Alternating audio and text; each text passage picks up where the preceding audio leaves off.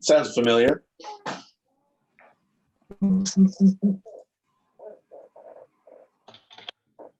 Hope, tell me when we're ready to go, eh? If you don't mind. We're just going live on YouTube now. Okay. I'm more concerned about the constituents.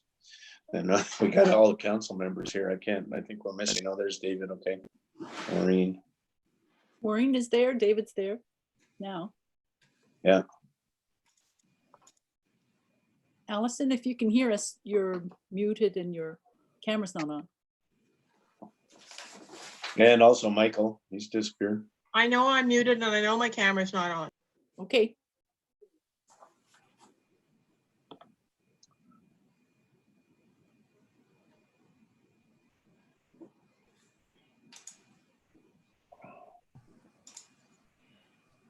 No Michael yet?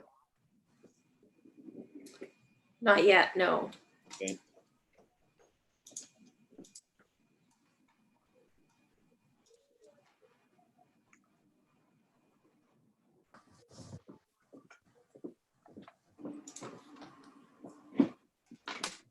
That's a healthy jug there, Raj. I know, I'm trying to drink 1.5 of these a day. Ouch. Measure my water intake. Water? I thought it was coffee. Talk about it. Oh. Oh, geez. Yeah. It could be almost anything, right? Yeah, that's true. We know that. But it's water, good old H2O.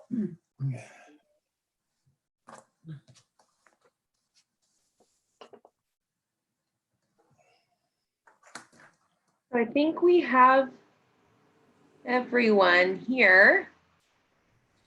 Maureen. I didn't have Michael in there yet. Michael, right, that's right, we're missing Michael.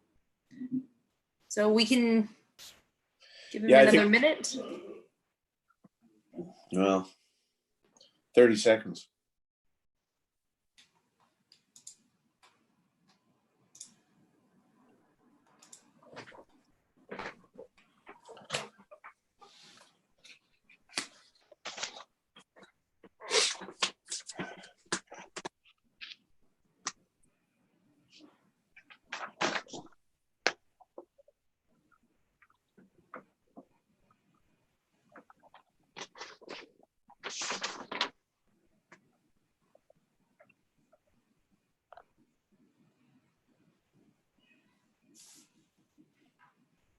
Still no Michael yet. Maybe I'll just give him a call. That's probably not a bad idea. Hope just make sure he didn't go out for dinner. Well, you can't go out for dinner.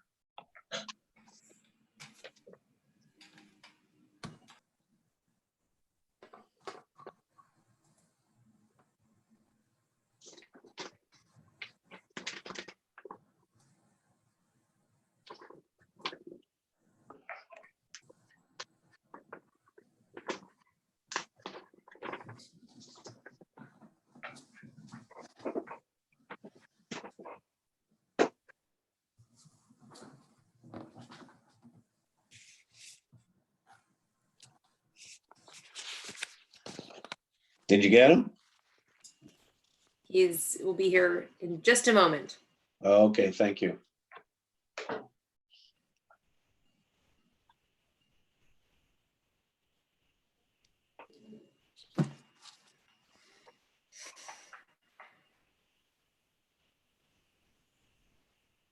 We only have one member of the public on.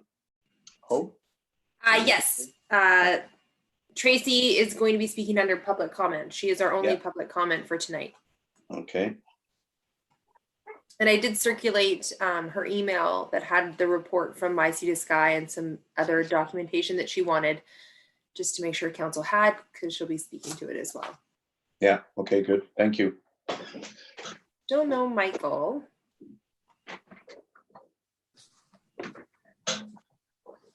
Here he comes.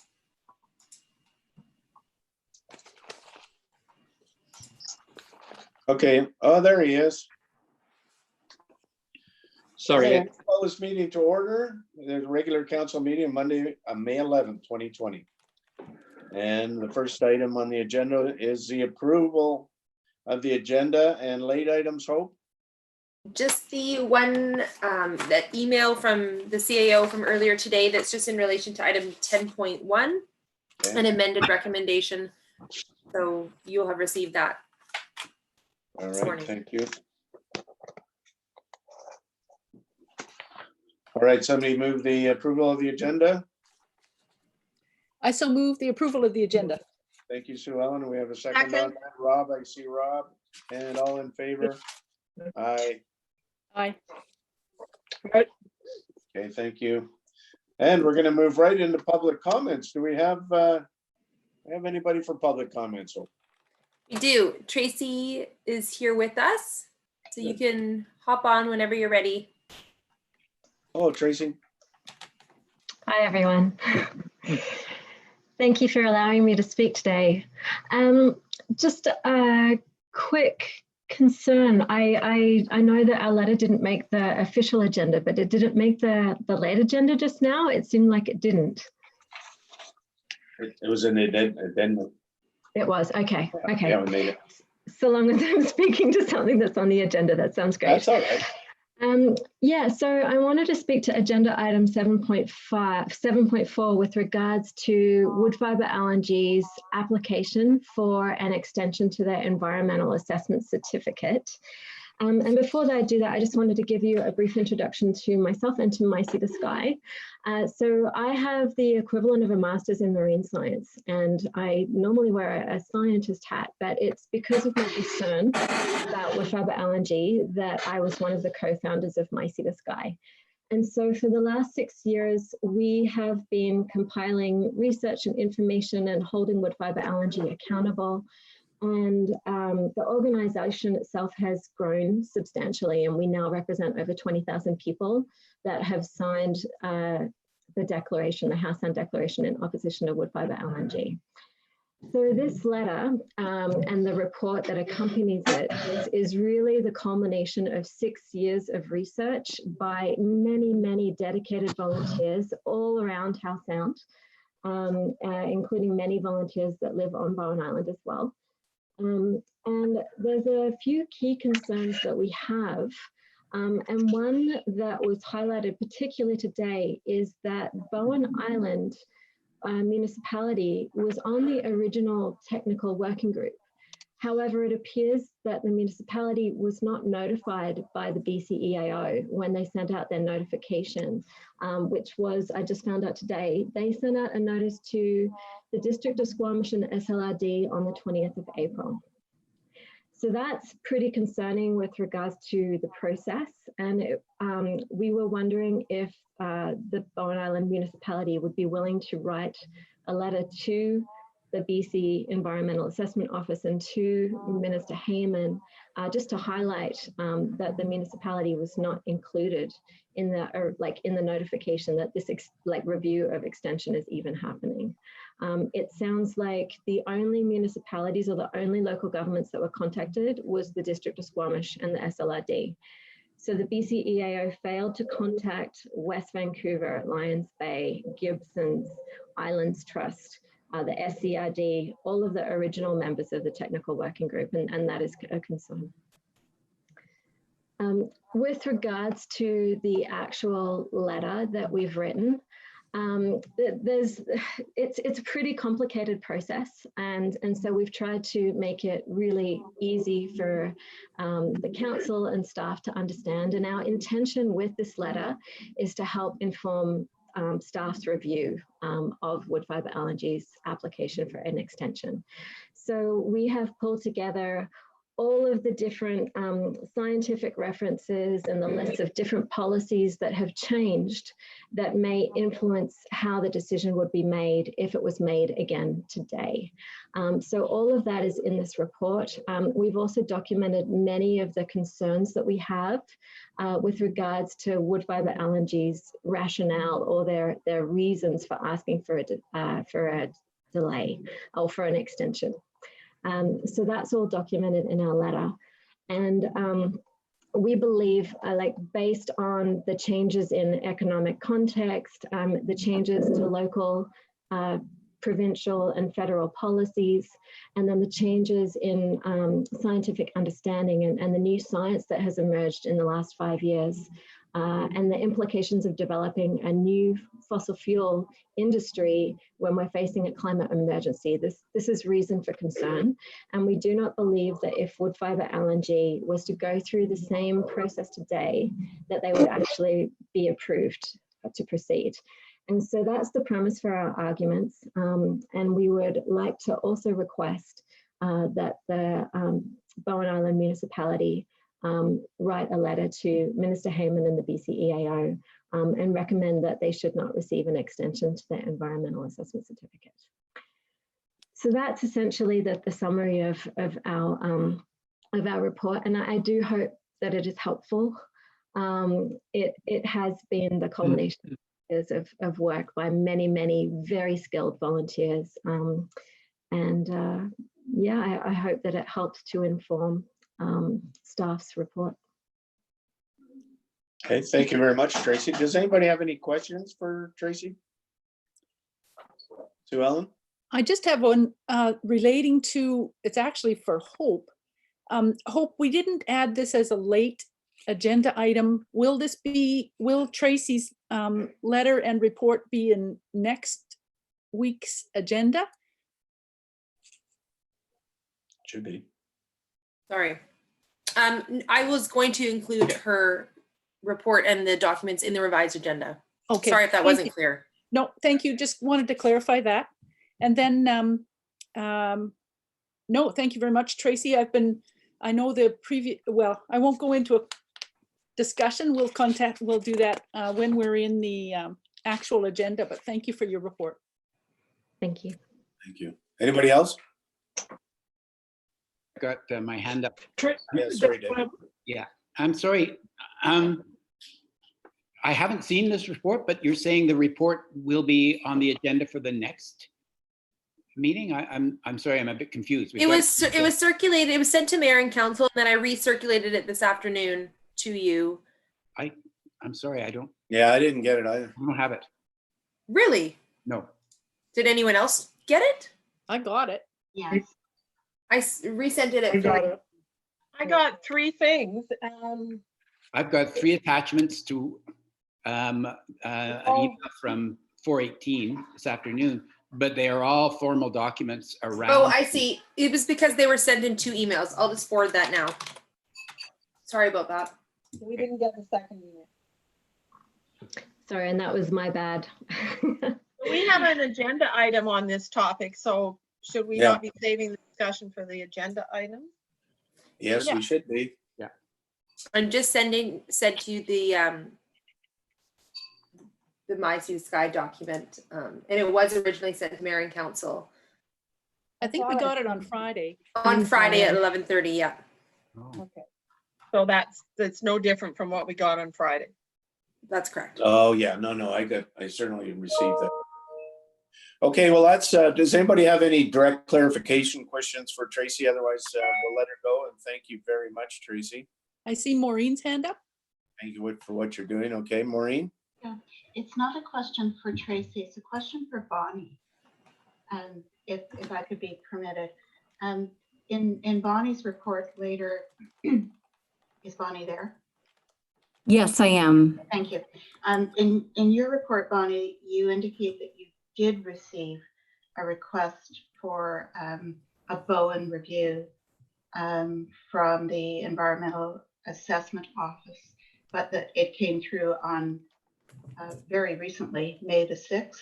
Is that correct? That's correct.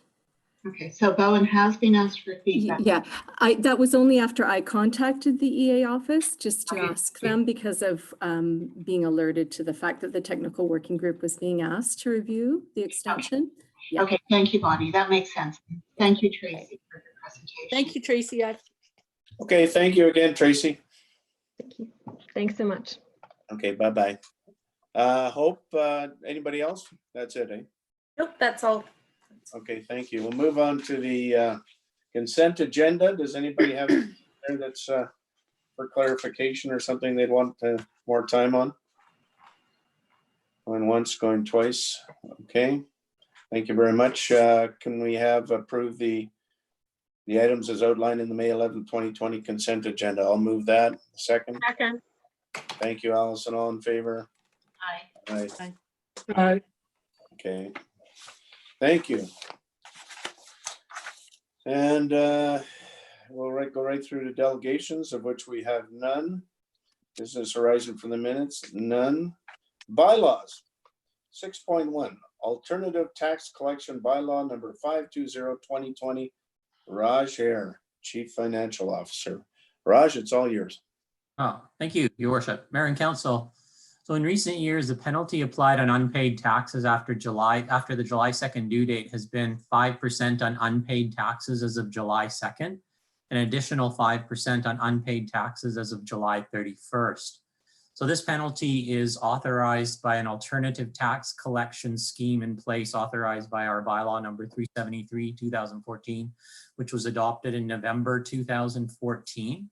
Staff are now recommending a modified alternative tax collection scheme for 2020 due to the COVID crisis. And staff are proposing a 2% penalty be applied on unpaid taxes as of the July 2nd due date, and the additional 8% to a total of 10%, which is required on an annual basis by the government, be applied on unpaid taxes as of August 31st rather than the end of July. This penalty structure will take some of the burden off those taxpayers who are going to have to pay their taxes late, or due to after the July 2nd due date, but before the August 31st date. It's also going to provide taxpayers with an additional 31 days to pay their taxes before the second penalty comes into effect. It'll only apply to the residential class, the business class, and class 8, which is recreation. A penalty won't apply until October 1st through the provincial measures that were introduced by the provincial government. Both the penalty structure and the due dates are aligned with the direction that our neighboring municipality of West Vancouver is going in, and with many other municipalities in the Metro Vancouver region who are proposing similar due dates and deferral of penalties. And with that, recommendation is to adopt the alternative tax scheme bylaw for 2020, and then we'll come forward as the situation changes early in the year with another bylaw to repeal this bylaw and propose a new bylaw. Yeah, so just for clarity, that's great, Raj, but just for clarity, this will only be for this year, right? 2020. And then we'll have to have another bylaw. Yeah. It is intended for only this year. Yes, it repeals automatically on January 1st, 2021. There's an automatic repeal provision in the bylaw. Okay, thank you very much. Is that it, Raj? Yeah, other than questions at council members. Yeah. Sue Ellen, I see your hand up there. Yeah, my question is, Sorry, Councillor Morse had her hand up first. Just for consistency, can we use the hand up function? Okay, whereabouts is this hand up function? I'm not sure where it is on your screen, but Click on participants and the list will come up on the right-hand side. Okay, I got it now. Okay. Thank you. Right Sorry, now. it's just hard to look at the screen and fantastic. look there, and sometimes I miss it. All right. Thank So you. Allison, I'm going to let you go first then. Okay, so my question, Raj, you said it was only going to apply to the residential class? Commercial. That's correct. The other classes, the penalty won't apply until October the 1st, Allison. That was one of the provincial measures. Well, I thought the provincial one was only for commercial. Don't we have a farm class? And the farm class? It will apply to farm class, yes. Okay, so, but utilities, class 8 and industrial, light industrial, they all get the provincial mandated one. Exactly. Okay, all right. Thank you. Thank you. Okay. Is that clear in the bylaw? Sorry, what was that? Is it clear in the bylaw that it's residential and farm classes? I'm gonna have to go take a look in the bylaw. I had applied it to residential class, but I believe so. Let me just have a quick look.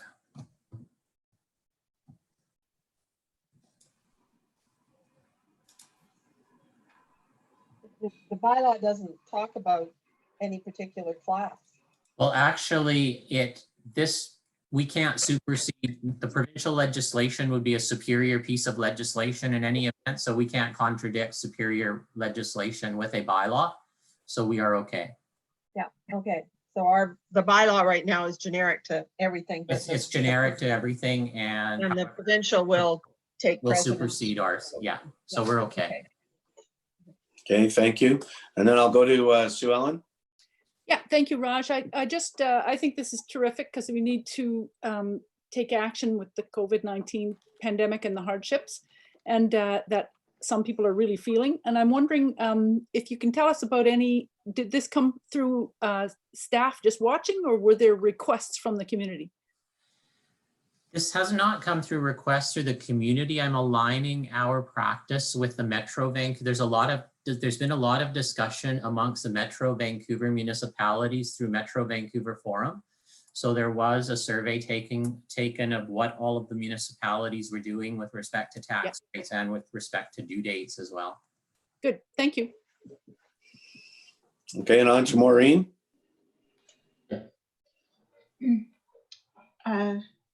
I think my questions have been asked and answered at this point. Thank you, Raj, for putting this forward. Thank you. Okay, back to Allison. So a clarification question, just the 2% will apply as of July 3rd when taxes are due July 2nd. Exactly.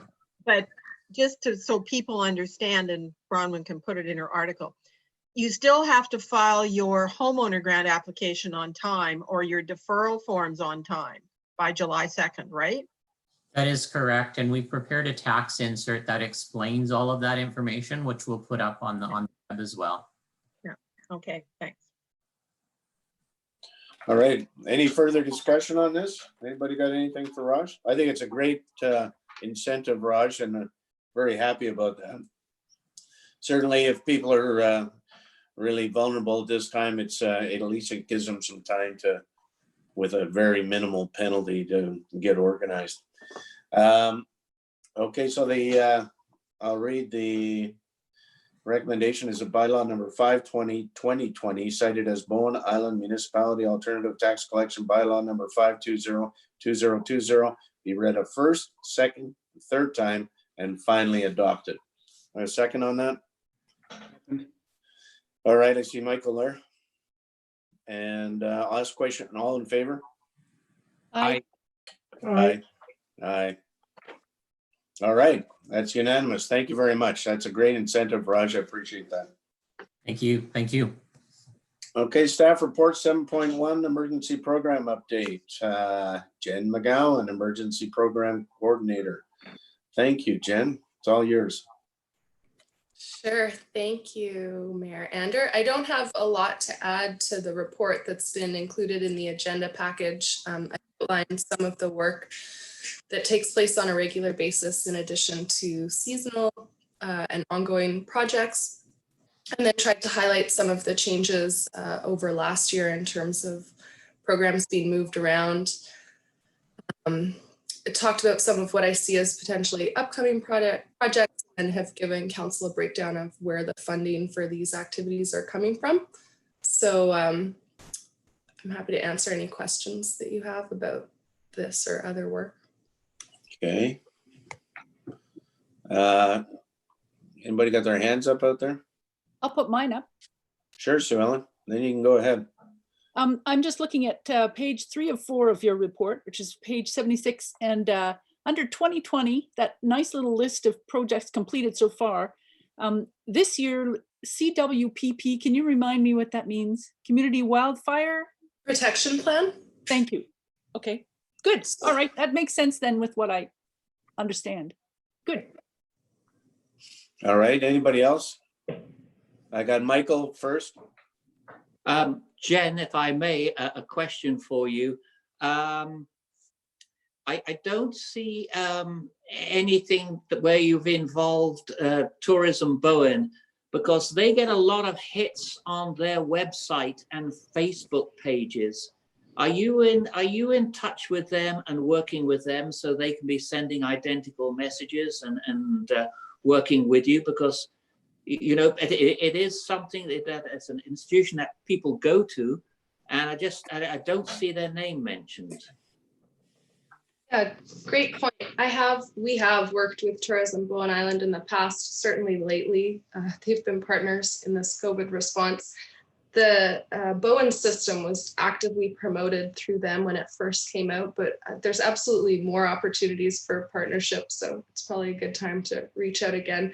I know we've tried to connect in particular with local accommodation providers in terms of making sure that they're able to provide for tourists who visit our island who may or may not be affected in an emergency. So I certainly haven't had the time I would like for that kind of outreach and proactive work this year, but it usually does take place. And I'd say we're hopefully in fairly regular contact with Tourism Bowen Island, and certainly available if there are further opportunities for partnership. But no, I haven't listed all of the stakeholders that we interact with. Okay, Jen, if I may, I'll leave that one with you then, please. Sure. Anybody else? All right, Harry, I'd it's just like to make quite a a bit of comment. work you've been doing here, Jen. It's absolutely amazing. And I also commend you for pulling about $230,000 through UBC grants. It's just amazing in the last 3 years. You've done a heck of a job for us, and you continue to do a really great job for us. Thank you very much. Thanks. And yeah, where were we? So the recommendation is council received for information. Sorry, Gary, Oh, no, we we don't have have to David Sorry. and Allison with their hands up. Oh, they are now. Yeah, there's David. Go ahead, David. Well, Gary, you said roughly what I wanted to say. I just wanted to thank, I mean, the example of what's going on right now demonstrates the preparedness, because the EOC was able to move into action so quickly. And I just wanted to state my appreciation for the work that it's doing. You know, working together on the bus issue, it was just an excellent experience, because they were on top of everything and really quick and great to work with. So thanks so much. Okay, thank you, David. Allison? Well, I just wanted to say kudos for getting the night landing helicopter pad reinstated and usable. Yeah, absolutely. There's a lot of work going on there behind the scenes, Jennifer.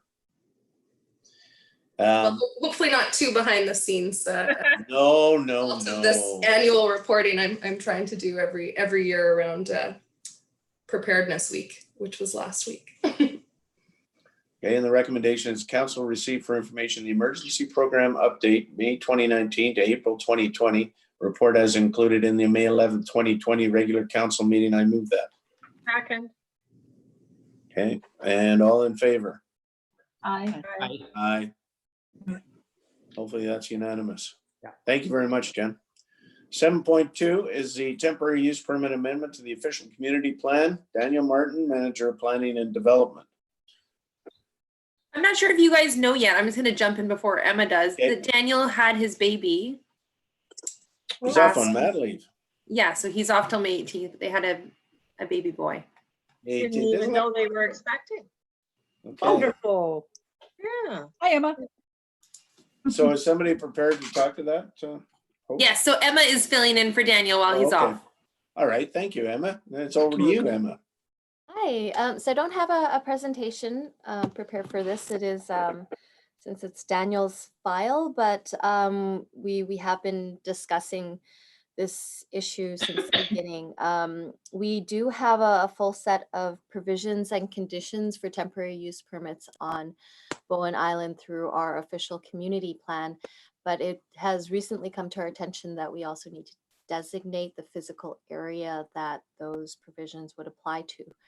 So we have reviewed 10 neighboring communities and how they've been doing it and received some legal counsel. And based on that, staff is recommending that council consider an amendment to the OCP to designate the entire island for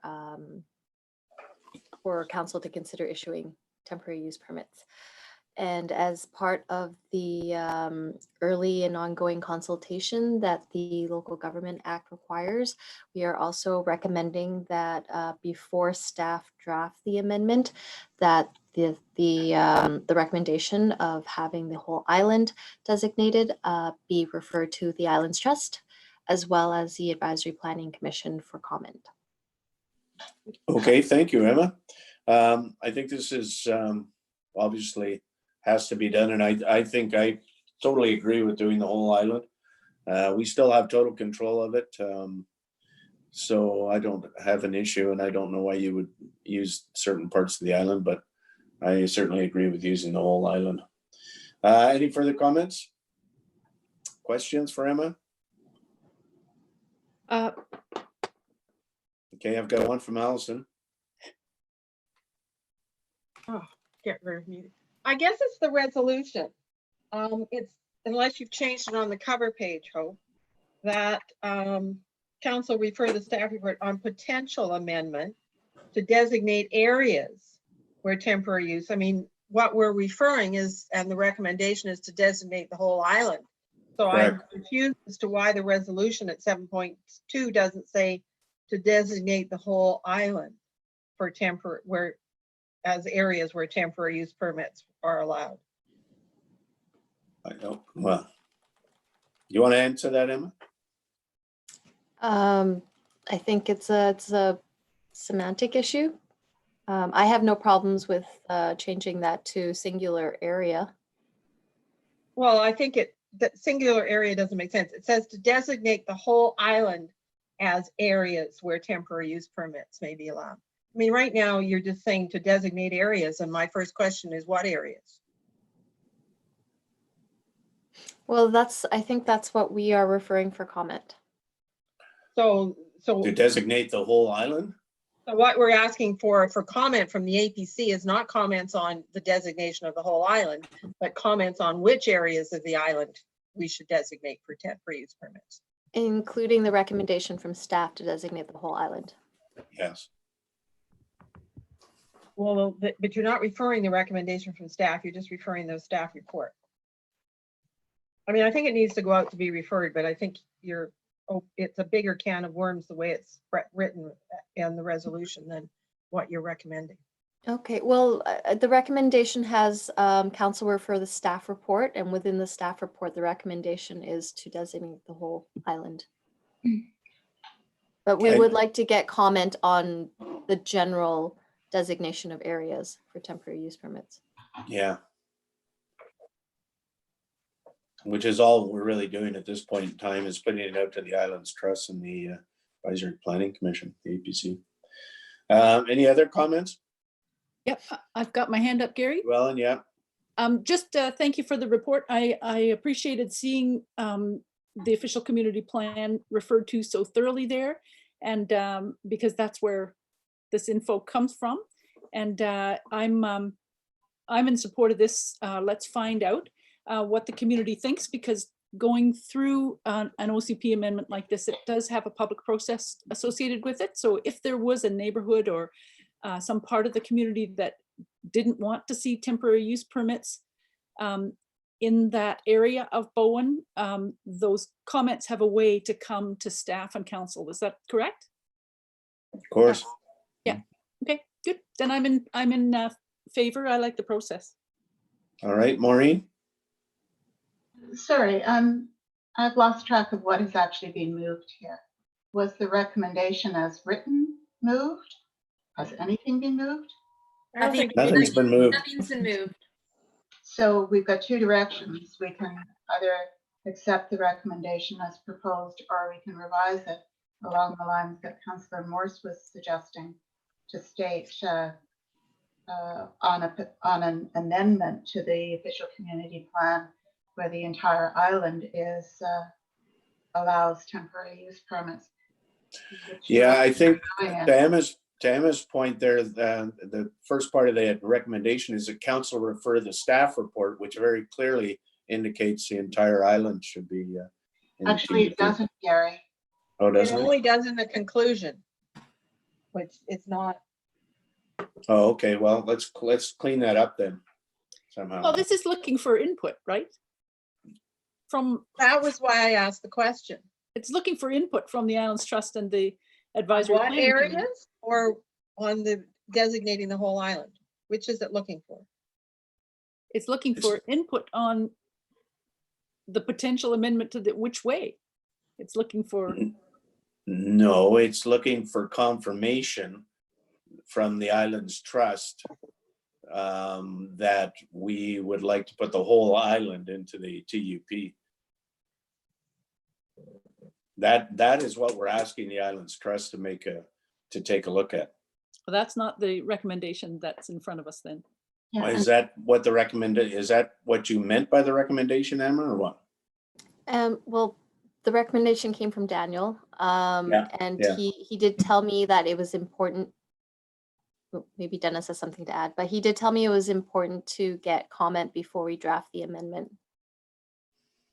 But what we're asking the Islands Trust and the APC is to take a look at putting the whole island into the TUP regulation. Yes. That would be one option. Can we hear what Dennis has got to say? No, I don't. No, that's what we're asking the Islands Trust to do. We're not asking them to tell us what they think we should do. That's my understanding of what they want here. we haven't moved anything, so we don't actually know what we're asking them at this point. No, I understand that, but we have to.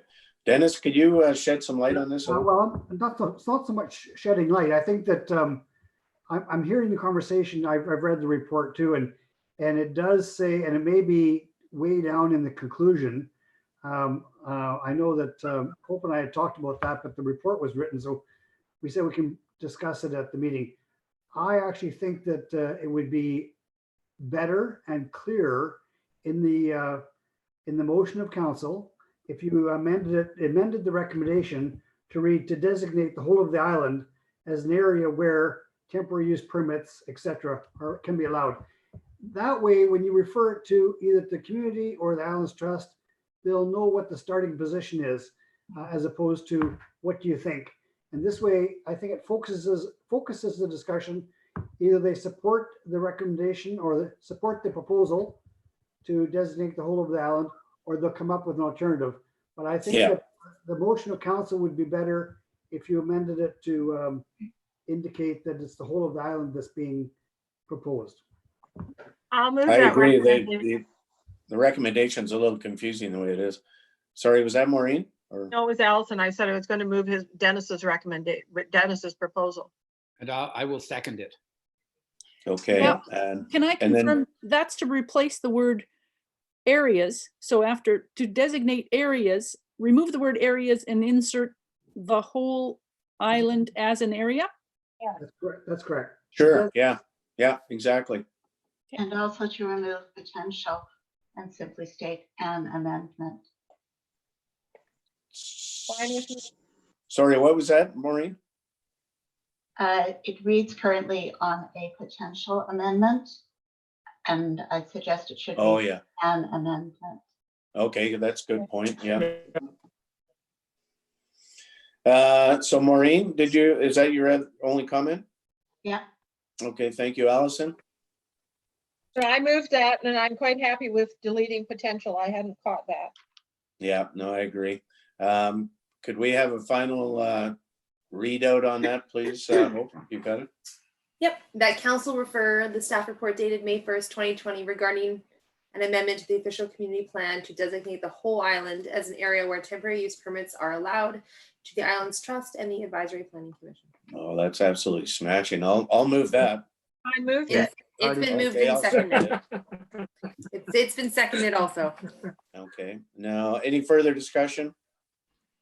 Okay, all in favor? Aye. Aye. Aye. That's All right. unanimous. You got everybody, Hope? That's everyone. Okay, thank you. All right, that is unanimous. And we'll move on to 7.3, which is the RZ 04-2019 and the OCP 03-2019, 1050 Miller Road. And that's Daniel Martin. I guess it's going to be over to Emma Chow on that one. Emma? Yeah, so I think I'm just, I've been briefed on the end of this application. I believe last time it came to council, it was referred for comment to a number of internal committees. And initial feedback was obtained, but we also heard from the director of engineering with an analysis of the Snug Cove sewer system capacity that no additional density could be added So based on that comment, staff is recommending that this application be rejected. There is ongoing assessment and design work to upgrade the sewer capacity, and I'm not aware of the timeline for that, but until we have a better understanding of what that entails, we should not be approving any further development in the system.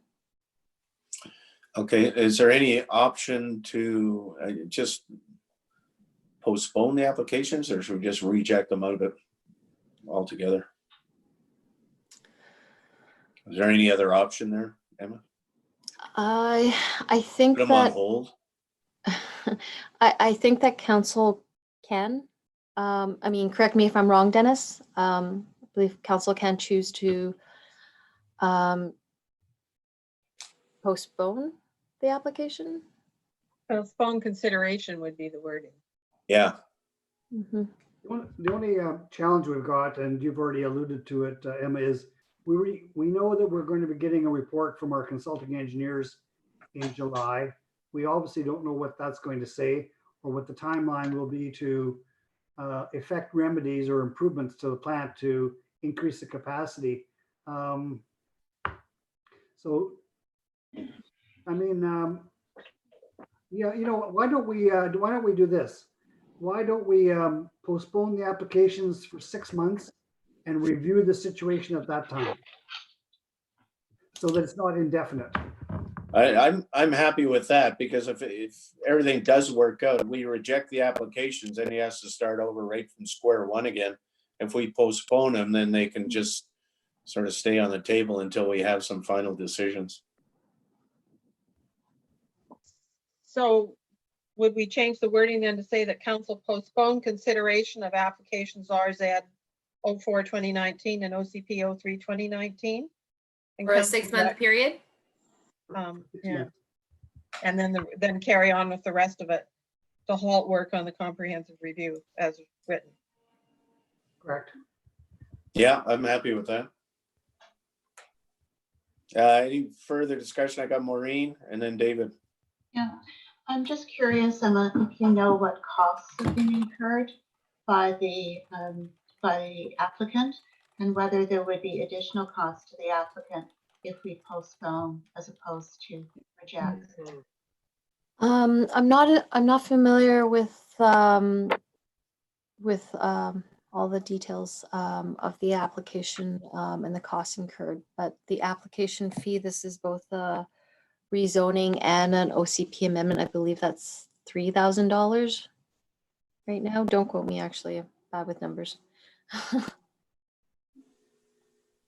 Okay. So if I can just comment on it, Your Worship. Yeah, go ahead, Dennis. In terms of what's going to cost the applicant, I think the difference between rejecting it and postponing it is exactly that. If you postpone it, they're not reapplying, they're not paying the application fees again.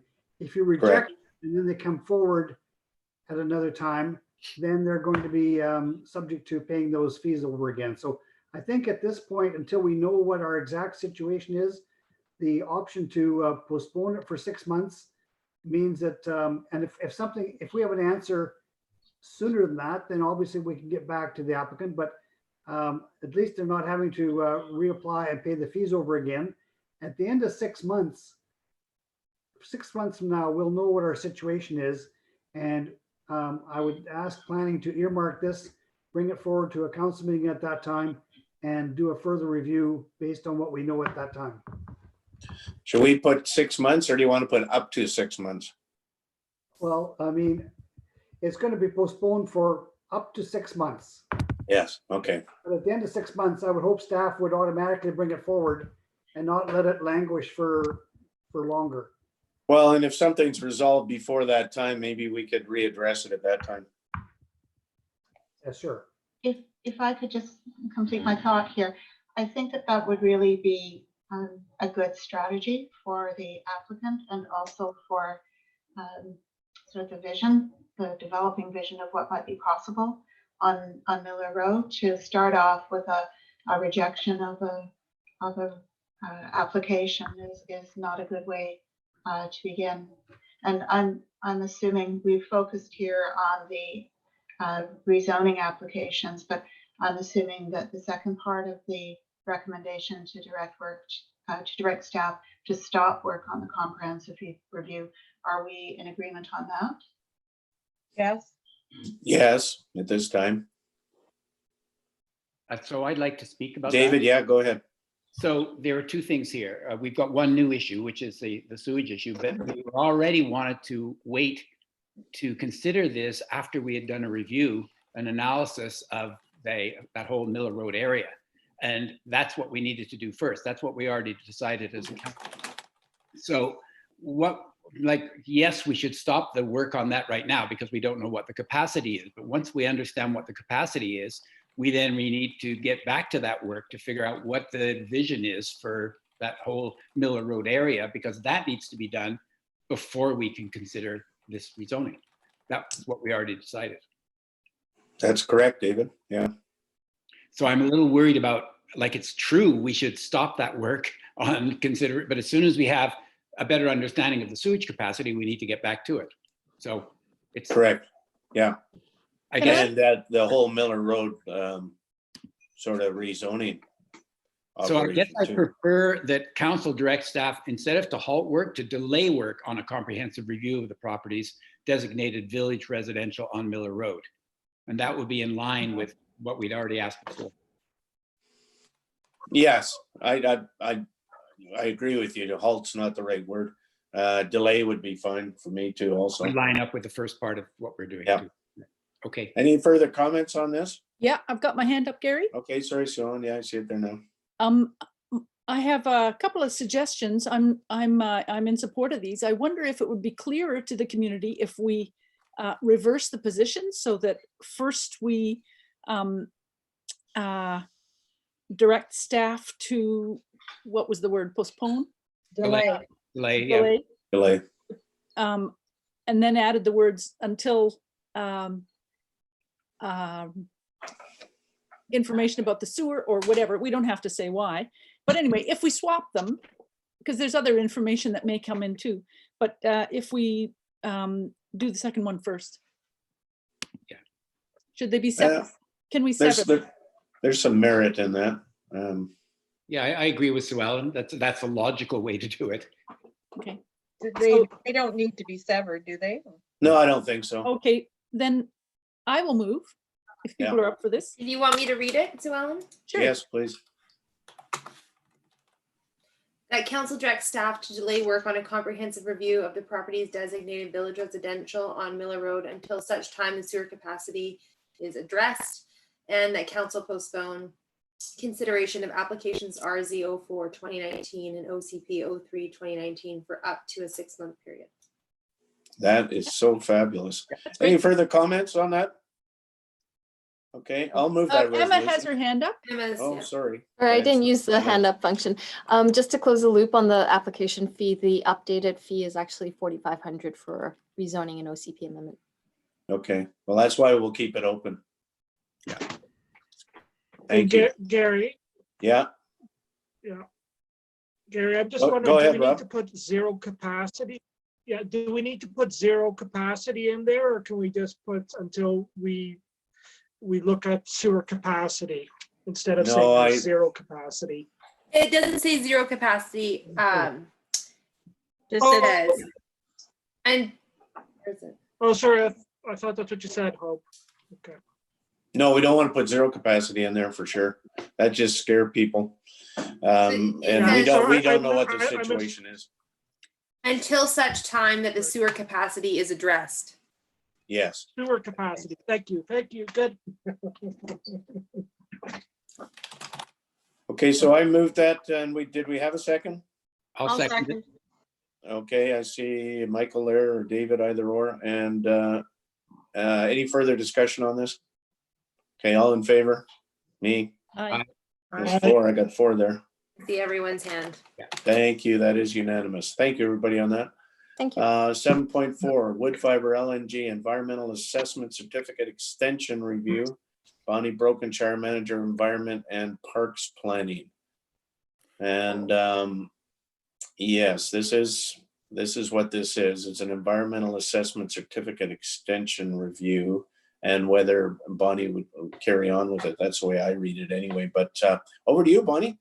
Okay, thank you. Thank you, Mayor and Council. Good evening. So last week I received official word from the Provincial Environmental Assessment Office that the Woodfibre LNG was seeking an extension, a one-time extension for 5 years to their environmental assessment certificate under Section 31 of the Environmental Assessment Act.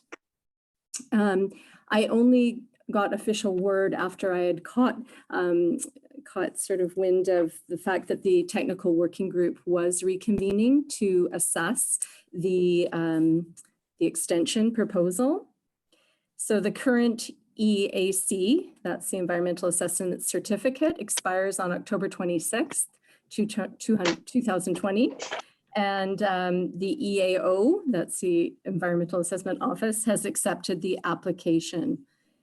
So just a little bit of background just for council is that in 2015, council passed a resolution which directed staff to take part in the initial Woodfibre LNG project. And I was the staff person delegated to that task. And in 2015, I did the thorough review of scientific data, poured over reports, worked with Islands Trust, and it was pretty onerous. It took over 40 hours of staff time. After the Woodfibre LNG project was approved, it had stipulations and requirements to be adhered to, but council passed another resolution that expressed their continued concerns to the Environmental Assessment Office, to the BC government at the time, and to the Canadian Environmental Assessment Agency about the project. Basically, that resolution brought up concerns that the project lacked adequate safeguards and represented a step towards reindustrialization of Howe Sound. So just this review would not be as onerous as the first initial assessment. I estimate approximately 5 hours of staff time, which would be covered with our regular budget allotments. And so just the recommendations before council this evening, I'm just gonna scroll up here, are that council direct the interim manager of environment, parks planning, and bylaw services to ask the Provincial Environmental Assessment Office for an extension until May 31st, 2020 to allow for review of the Woodfibre LNG application. And the EAO has already said that they would grant that extension if council deemed that necessary, or if council wished to engage in the process through staff. And the second recommendation before council is that council direct the interim manager of environment, parks planning, and bylaw services to incorporate the feedback received from mayor and council at this council meeting, May 11th, 2020, if it's applicable and relevant to the questions that are being asked in the review. All right, is that it, Bonnie? That's it. Okay, just a quick question. So you're asking for an extension from, what was it, May 19th? Yeah, so tomorrow, or sorry, the May 19th next week is the official deadline for feedback, but the assessment office realizes that a few of the jurisdictional bodies were not contacted, and so therefore they are totally open to an extension. And I think to give full thorough review, just knowing my work plan for the next couple of weeks, I'm suggesting that it be extended till May 31st. Totally understood. Okay, I'm going to go to Allison first. So I just want to put, what they're asking for is for input from the people that were on the working group before, and maybe others, I don't know, as to whether or not they should grant the extension. Yes, So that's what, correct. what you're going to do is look at the extension application that they're asking for and see if there's any reason why we should object to them being granted the extension.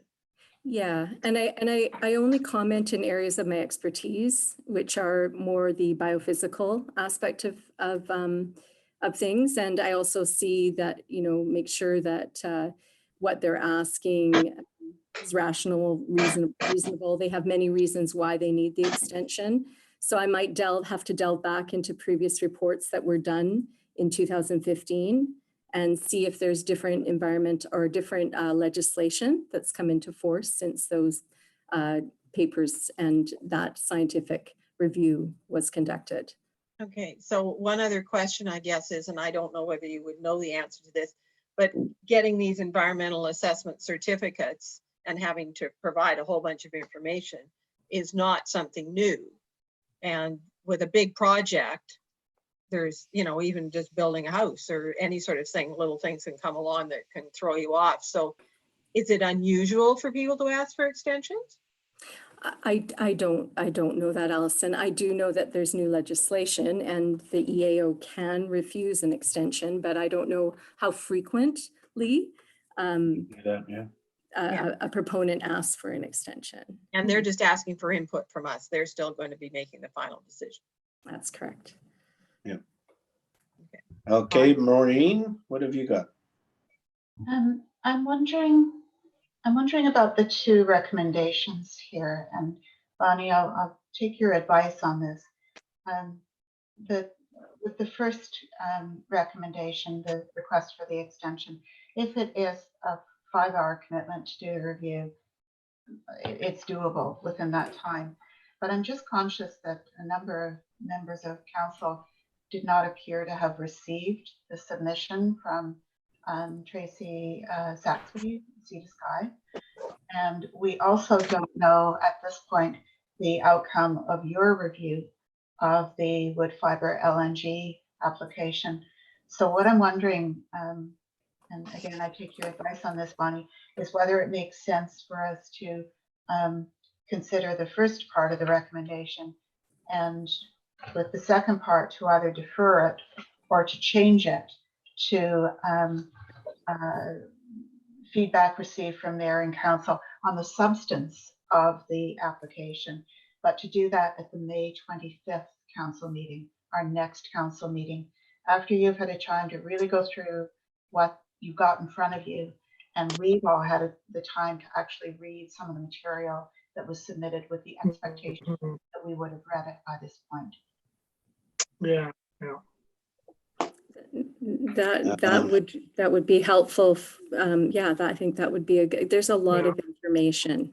And also if there's anything that council doesn't understand in their review, I can try and help clarify some of the scientific aspects. Okay, and in that case, I'd like to just go ahead and move the recommendation as written with first paragraph. First paragraph, but in the second clause, amend it to the May 25th meeting. Yeah, I'll second that. Can I ask a process question? Sure. I'm not, Some of the I'm other not hands sure. that have been up, get a word in. Okay.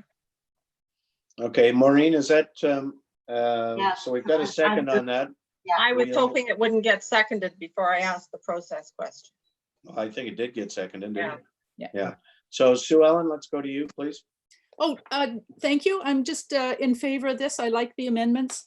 I have all kinds of things to say, and now I don't have to rush to say them until the 25th, but I'm in support of this. I think there's been a ton of concern, and I'll just note that the letter attached to this item in your agenda from concerned citizens Bowen, and in here, because this happened in the previous council term, people might not remember the scale of this industrial project and the size of those tankers, and the fact that 1,300 Bowen Island residents signed the petition, and there was a lot of concern. And there's a bunch of things that still haven't changed, like the information about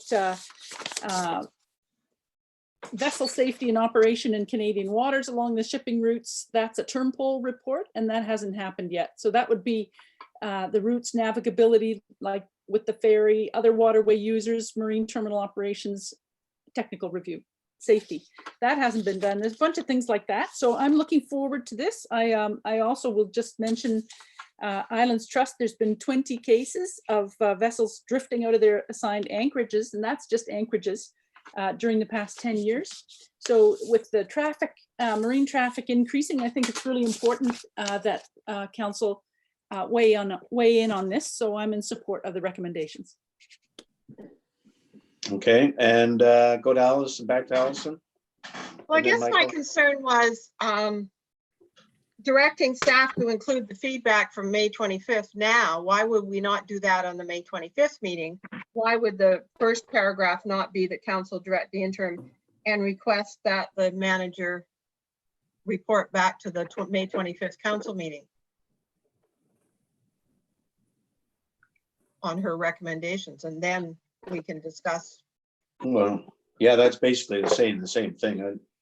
I think it shows an intent at this meeting that we are making a commitment to review the material and to consider a more detailed report from Bonnie on the 25th. I don't see the harm. So we will have a report from Bonnie on the 25th. I would certainly think so. Are If you we're going to nodding, make Bonnie? Yes, yes, Okay. that's my understanding. Yeah. Okay, thank you. Michael. Okay, Michael, to you. Yeah, thank you. I'm glad for the extra time as well, because I see that the Islands Trust, in fact, have elected not to participate in the review. And I would do anything just to give us a little bit more time to look at this at greater length. This was a very much a last minute addition, and I think it merits more time. So to be clear, the recommendation that we're reading tonight only involves the extension of the environmental review, right? No, both paragraphs. We've just changed the 11th to the 25th in the second paragraph. Yeah, I know, that's fine, but it only has to do with the extension at this point in time. Whether we would support or not support the extension. Yeah. That's correct. That's correct. Yeah. And it's just to make sure everyone understands, it's not an extension to wood fiber LNG that we're voting on here. We're voting on a request for an extension so that Bowen can provide feedback to the EPA. That's right. What? And Bonnie, just moving forward, if we have any concerns or comments, we can email them. We should email them to you. Is that the best route? Yes, that would be fantastic. Thank you. Great. Thanks. Okay, is that it, Rob? Yeah. Now just double check, Gary, did what I said make sense to you? Is it clear to me? Yeah. Yeah, no, we're asking for an extension till May 31st, and we're going to discuss it at the next council meeting about whether the council and Bonnie agree to extending the Certificate time. environmental thing for wood fiber. No, I totally understand that. Okay, thank you. Yeah. All right, so if we got, do we know exactly what that looks like now? Oh, first paragraph's the same. Right? Yep, I got it. Good. That has been moved and seconded. Okay. And okay, any further discussion? I don't see anybody up there. All in favor? Aye. Aye. All right. How'd that look? All hands. Okay, that's unanimous. Thank you very much. And so the reports of the committees, COW and commissions are dealt with under the consent agenda. And then we have the new business, 10.1, is the expenditure authorization to fund alternative transport service. And that's to you, Dennis, and I think you've got a little modification there. Yes, your worship. just for the benefit of anybody that might be watching, and there's not many, so I'll make it short. After TransLink advised that our bus service on Bowen was being suspended and potentially as long as September, the powers that be rallied quickly and come up with an alternative plan through the Bowen Transportation Society to establish a temporary service to provide that much needed bus service on Bowen. And the purpose of my report that was drafted last week was to set up an expenditure authorization to fund this service, knowing that it was going to be expensive. We would try and find ways to either source outside funds or reduce the costs in a variety of ways. We had ideas on that. So we're only 1 week into it, and TransLink has now announced that they're restoring the service on Bowen Island.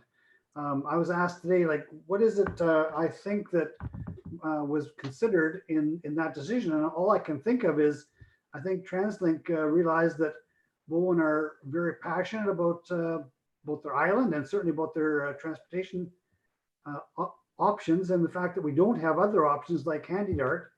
And so based on that, and based on the fact that the community was prepared to rally together and establish its own service, they rethought the decision, and in Bowen's case, decided to reinstate the service, and it was started first thing this morning. So the motion need then to be amended just to cover the expenses that were incurred last week.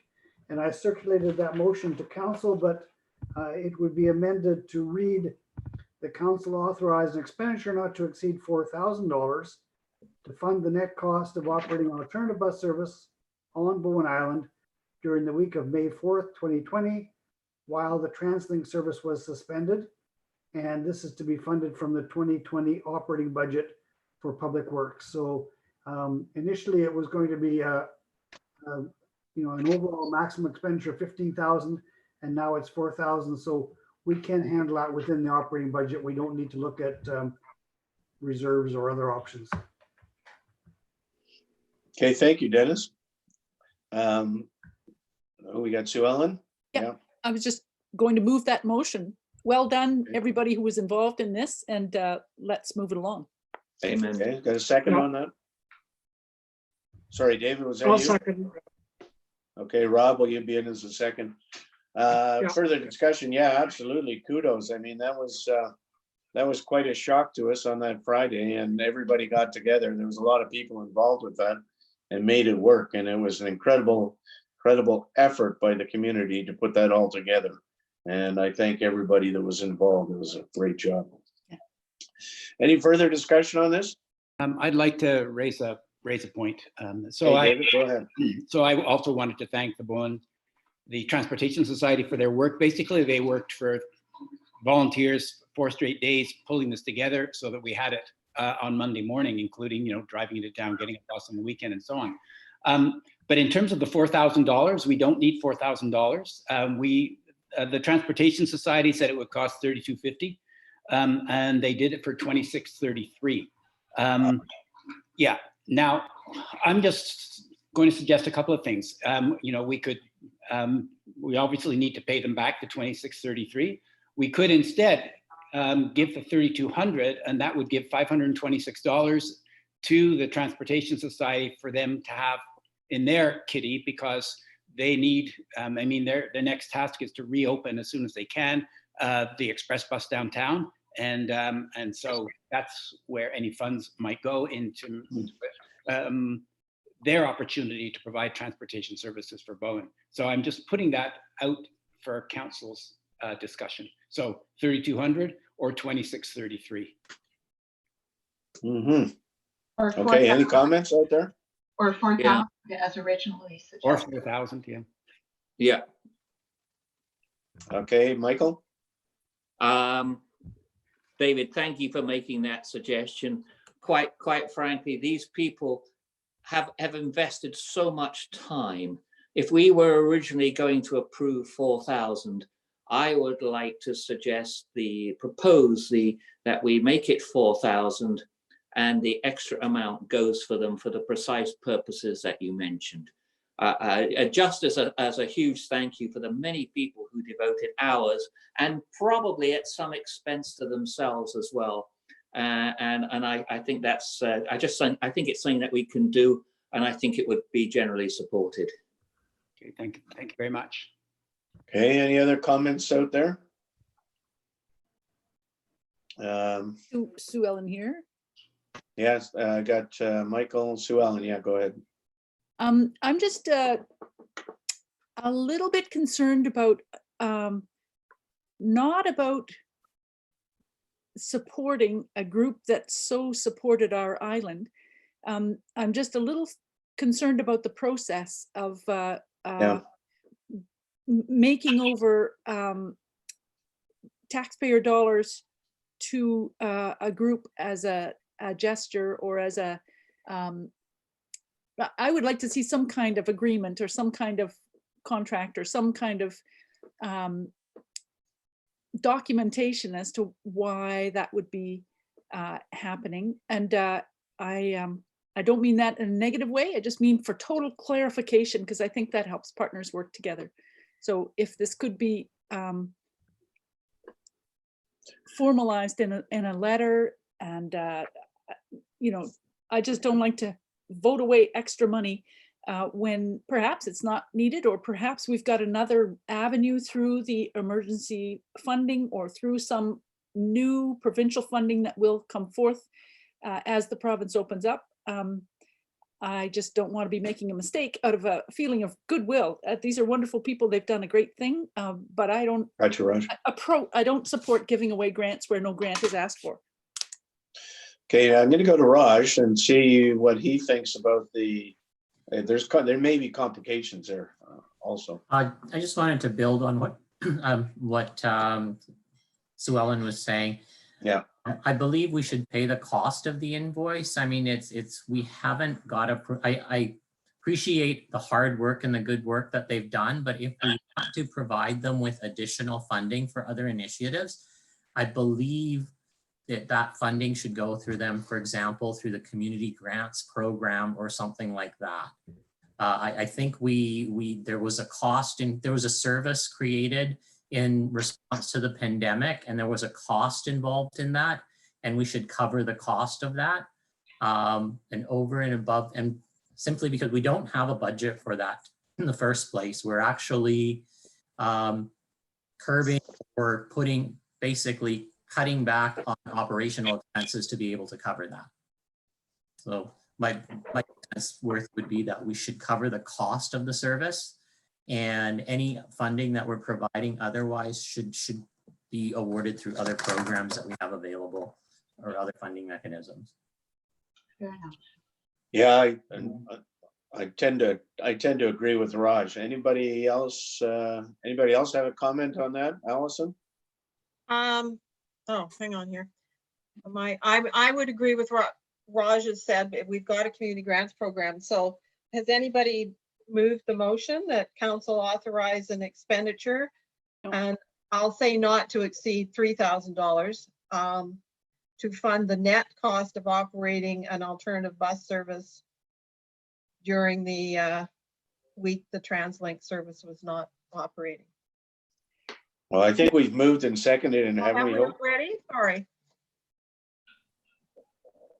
Did we move and second that 4,000? Been moved and seconded. Okay, well, then we'll leave it the way it is because it says up to, so that's fine, and it clarifies it's the net cost of operating. Yeah, I tend to. Sue Ellen, go ahead. We could add another piece to say, and that council extend its thanks to the wonderful work of the Bowen Transportation Society, and that the society be encouraged to apply through programs such as the community grants program for future good work. Something like that.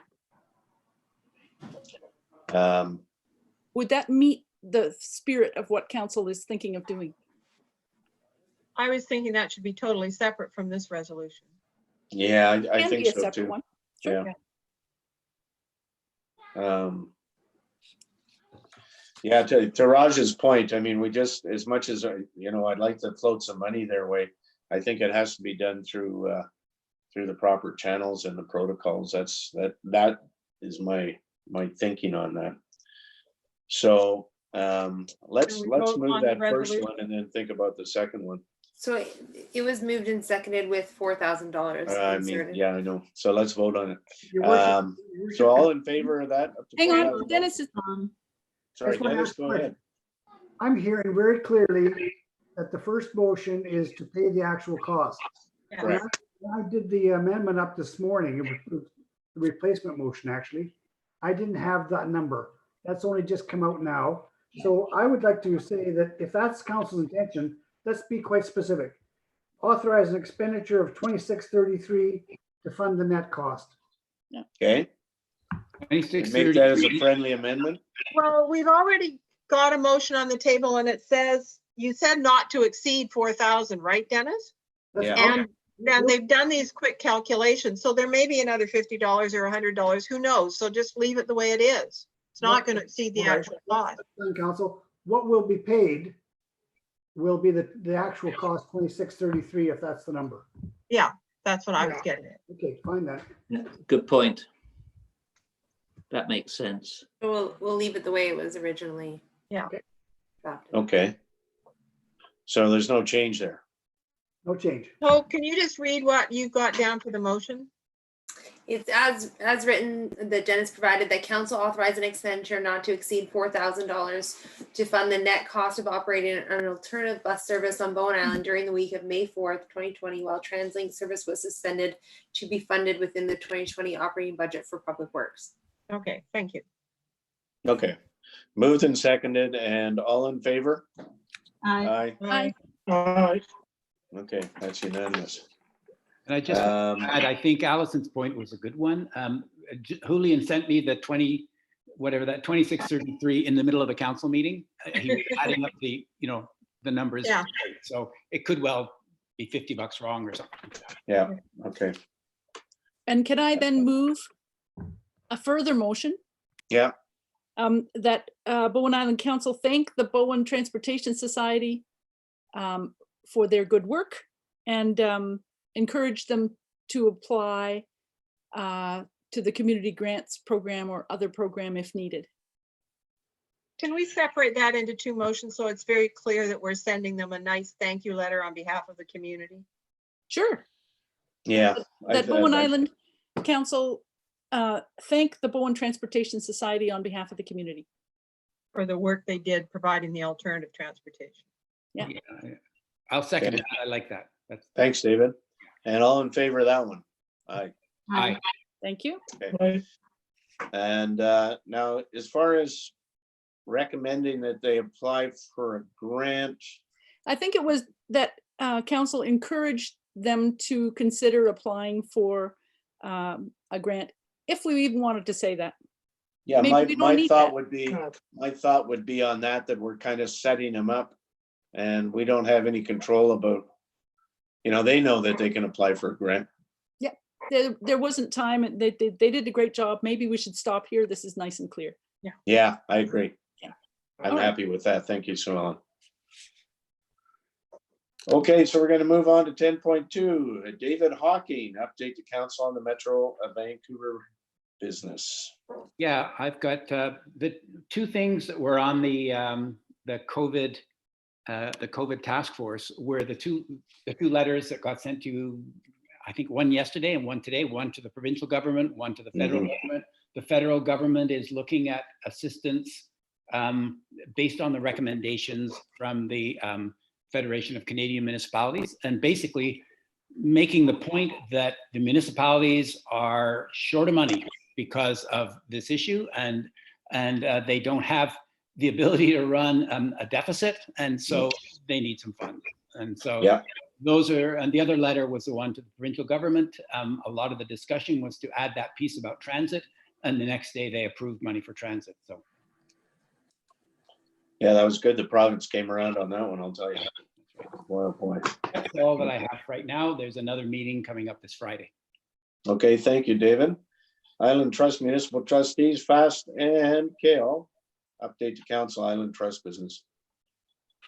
I'll just refer people to 12.7 in your information items is about the budget reduction that the Islands Trust passed, so you can see the details there. That was in response to the pressures on everybody from COVID-19. So Bowen's portion went down again, and the other one of the other 12.7 numbers there is the letter. This is calling for TSB, Ministry of Transport investigation into the freighter collision that I referred to earlier. This is the letter that talks about the 20 cases of vessels drifting out of their assigned anchorages. This is an issue in the whole Howe Sound area, but especially the Southern Gulf Islands. And so this is one of the kinds of advocacy that the Islands Trust is taking on to do with marine shipping. And there have been other ones, and there are more. So I just wanted to put this in as an example because the bit that got into the agenda was just a little cover note that said, here's the link, rather than the link. So I sent this around to you earlier this afternoon. Okay, thank you, Sue Ellen.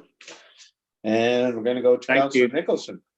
Gary, Sorry. can I just Oh, interrupt? yeah, I'm sorry, Michael, got it. Yeah. Okay, well, Yeah. what I've done, at the last council meeting, I was following up on the meetings that Gary, Raj, and myself with Sue Ellen had with the executive of Islands Trust on our requisition. And I said I would follow up, which I did, and I wrote to the CAO, Hudson Pillar, to say that I was just following up, and we'd had a telephone call. Can I expect to hear back from you this week? And his reply was, well, I'm sorry, I forgot about this. I am terribly busy on a variety of matters. I will send something when I can, but do not have it as a high priority as discussed. So I wrote back and I said, well, that's pretty disappointing that it's not a priority with sufficient significance to be dealt with as agreed between us all. And he simply replied back, it is not, I'm afraid, but I will get to it. So unless I hear anything more substantive in a reasonable period of time, I've got to be honest with you, let our population at the whole know that that was CAO Hudson Pillar's response to my simple request to see if we could expect to hear from him. But I suppose we should take some reassurance because he assures me he'll get to it. So hopefully I can report back more positively at the next council meeting. All right, thank you. And over to Councillor Nicholson on an update to Council on Metro Vancouver. Yes. Regional Parks. Yeah, thank you. I have good news that I think all of you are aware of now, which is that Metro Regional Parks have acquired Dorman Point, the 3 acres or so right at the tip, and it is now part of the regional park. Yay! Exactly. Woohoo! Woohoo! In a couple of years in the making, and we've been aware of it through much of that time. It's part of the regional parks land acquisition strategy, which was developed last term as part of the Metro Parks work. And they have a developed system for identifying which parks make sense to acquire. Some of the criteria have to do with the ecological sensitivity of the area, whether it enables the park to, whether there's an adjacent park area. Excuse me for a second. You gotta be really quiet. I'm on a council meeting. And it allows the park to be expanded in a reasonable a reasonable fashion. We also look at the habitat diversity and the ecological connectivity.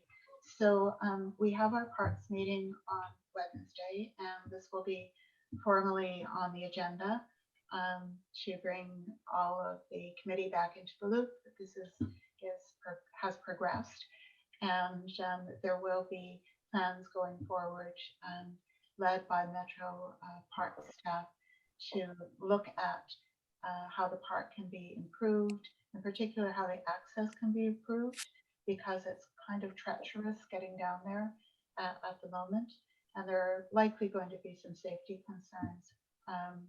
There was a large fire a couple of years ago on the point, and just taking care will be important moving forward. But it's a fantastic site. The park staff were absolutely thrilled when it came up on the horizon as a potential acquisition, and the coastline, the type of coastline, is really almost unique within the regional park system.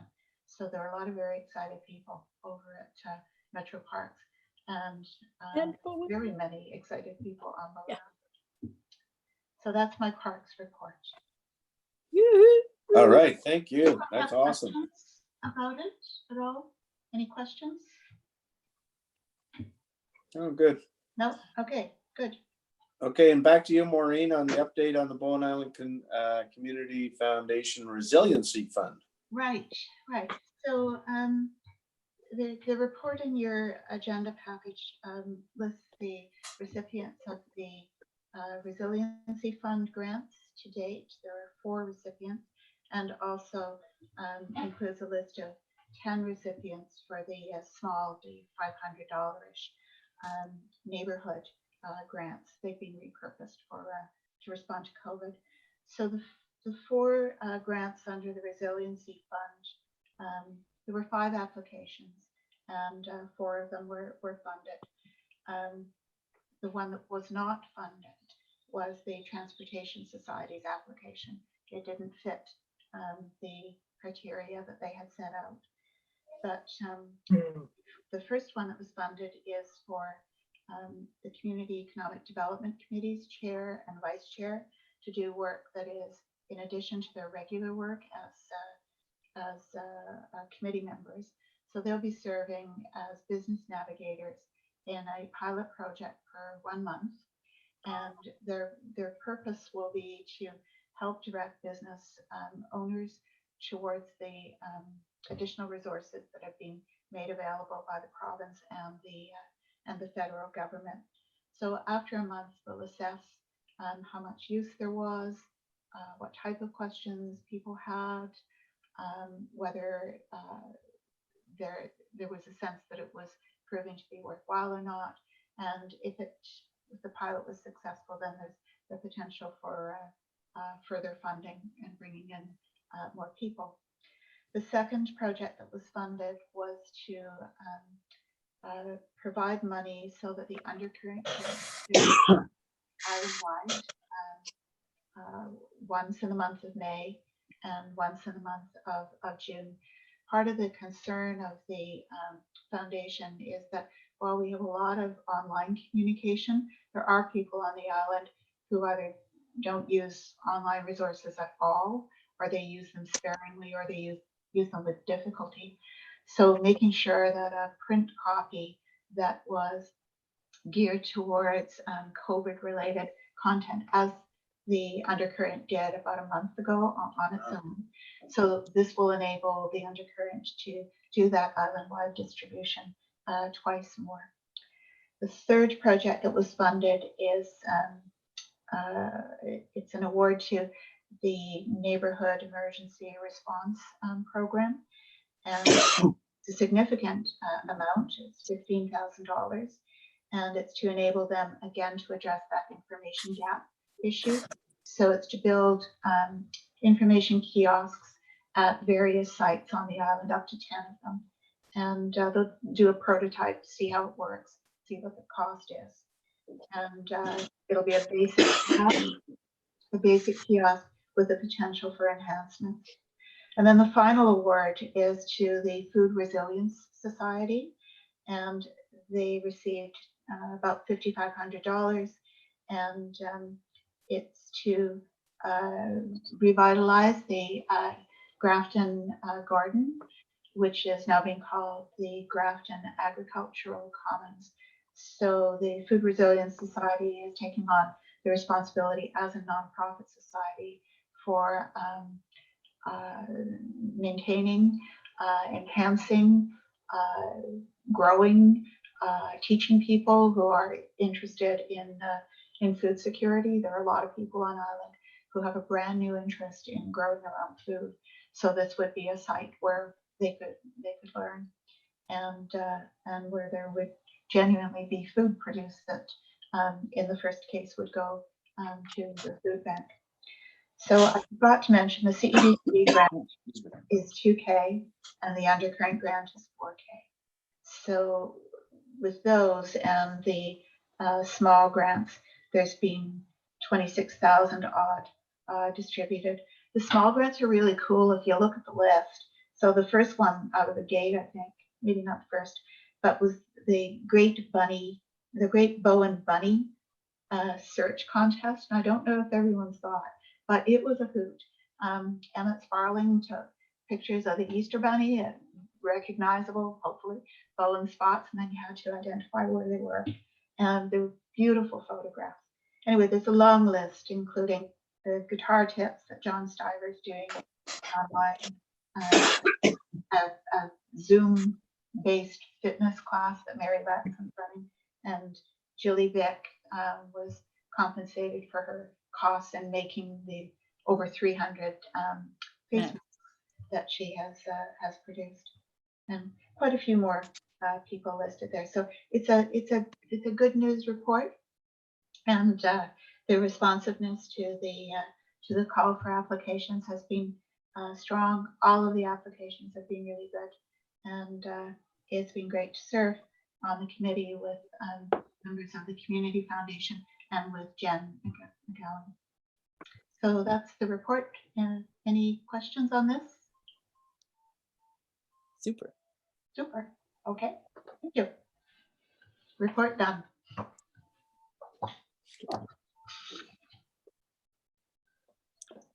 Gary, you're. I think Hope muted you. Yeah. Oh, she's unmuted him. Yeah. Sorry about that. Allison, you there? Yeah, you were muted, so I was waiting. Oh, I was muted? Yeah, we had no who idea muted what me? you said. Probably because all that coughing and hacking I've been doing. Yeah. Okay, Allison, go ahead. Well, we haven't had there's not been any meetings, but everybody will have seen the press announcement that I think I sent around on Friday or Thursday. I've lost track of days. The province and TransLink have managed to work out the general details or the general intent of working together so that transit service will be available on May 19th when we sort of go into phase 2. Not a lot of details yet on just what, but you'll see they suspended all the cuts and put back into service the ones they cut before. So we've got our bus back. Yeah, it's pretty nice. Wasn't easy. Yeah. There should be some thank you, more Allison. Is that it? information, in the next few days on just what the schedules will be for the 250 and the 257 and all those other things as well. Yeah. Guess it depends on how much money is available. Yeah. Number 11 is the items removed from the consent agenda, which there weren't any. Thank you. Information items. And there's question period. Is anybody on the line there? Bronwyn's hung in. I do. Oh, you are there. I am. Oh, good. Yeah. I have a question about the sewer stuff. That's a good one. That's a good one. Dennis, you want to take that one or? No? What's the question? Just my what this. question, well, what mention in the report says that he doesn't recommend anything be added to the current sewer system. So what does that mean for the current developments in stuff? Projects? Yeah. Yeah, we've got that all scoped out, Bowen, and I can't give you a precise answer other than to say that we know that we're at or near our capacity, and so what we've got consulting engineers that are looking at the system, because some of this is a matter of interpretation and definition. Are we at capacity or not? And it also is, a sewer system is very, and sewer treatment plant in particular, it's a very complicated beast because it's kind of like a living organism. And the flow data indicates that it's not a constant flow into the plant. It rises and falls depending on the time of year. If there's rainfall, we know that we have some infiltration. So rainwater is getting into the system. That is taking up capacity. So based on all that, we said, look, we need to do a study to figure out a better understanding of just where we are at. So Urban Systems is in the process of doing that work for us. And they're, by middle of July or in July, they expect to come back to us with a more definitive answer to say either we've got a problem or we don't have a problem. If we have a problem, to what extent do we have a problem? And more importantly, what are the options to remedy it? You can fix these things. It's a question of, what do we need to do? We also are looking at maybe short-term solutions and then longer-term solutions. So without trying to, I'm not trying to play engineer here because I'm just telling you the stories that I've heard and how I understand it. But we just know that we've been told by our engineers that we certainly potentially have a capacity issue. And on that basis, we need to do further work to figure out the extent of the problem and what the options are to fix it. So we're in a bit of a holding pattern until we get that, until they do their further work and we get their report. But that kind of summarizes what we're looking at. Okay.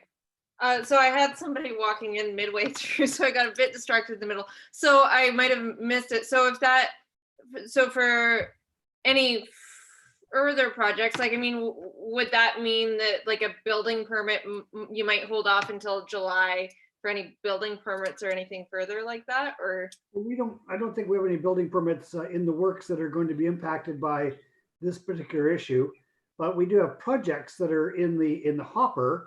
They're not waiting for a building permit, but they're in the planning stages and they will be impacted. And we've talked to some of those people and put them on notice that we are looking at this. So, and again, we can't say definitively that we have a problem or the extent of the problem. We know that we've got enough, there's been enough concern based on what the engineers saw on a preliminary basis to say that we need to do further work to try and get a better handle on just what our situation is. Okay. And options to fix it. Thank you. Is that good, Bronwyn? That's good. That's all. Thank you. Yeah, unfortunately, it's about all we've got right now. I'm available, Bronwyn, if you want to add on there. call tomorrow. Okay. All right. Thank you. Okay, well, on that happy note, then we are going to adjourn this meeting and we're going to go back to the closed meeting when you're ready, Hope. So we would log out of this one, right? Yes. Yeah. Bye. Bye. Bye. You sure? See you again in a minute.